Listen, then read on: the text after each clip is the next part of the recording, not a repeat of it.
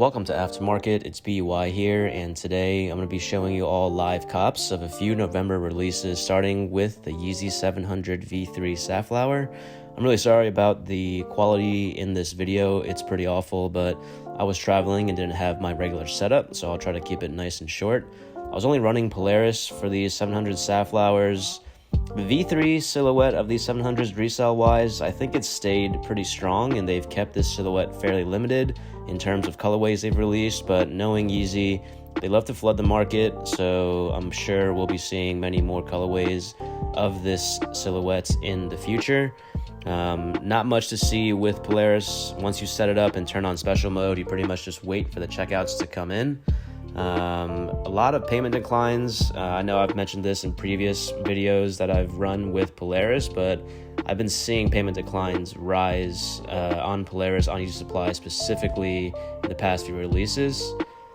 Moving on to the 500 Utility Black restock.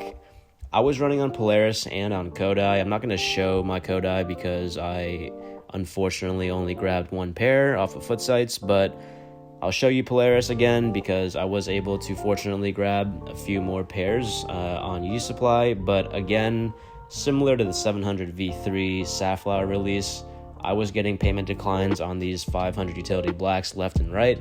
Not sure if you guys have had any experience or have seen the same things I have with Polaris and payment declines. I don't know if it's my profiles or what. I've been using the same profiles for the majority of 2020, but if I see this continuing, I might have to kind of change up my profiles and freshen things up for 21 and see if that helps at all.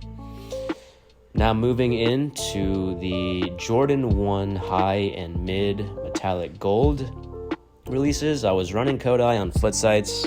I know that the Jordan 1 mid silhouette is a topic of discussion. I know people feel many different ways. I grabbed a few pairs of these and I'm trying to hold them for a few months to see what happens, and hopefully I can turn a profit. If I cannot, this will be the last time I touch Jordan mids. I'm not sure how there's so many of you guys out there bulk buying Jordan 1 mids. I need to know who you guys are selling to because right now these aren't doing much for me. Datadome, it's still on Footsites, but Kodai has recently added in the option to use third-party capture solvers.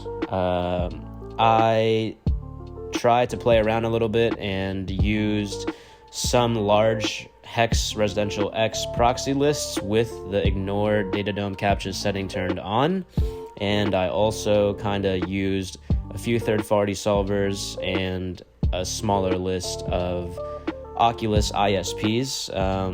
For the most part, I think that the devs are recommending that you choose and use third-party capture solvers, and from my experience with this release, I will have to agree.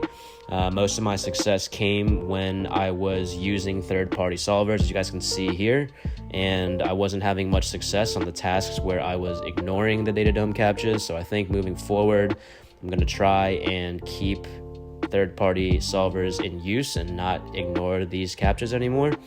Pretty good day for me though. I walked away with a good amount of pairs of the Jordan 1 high, which are going for a decent amount, and a few pairs of the Jordan 1 mids, which we'll see what happens. Thanks for watching, and catch me on the aftermarket.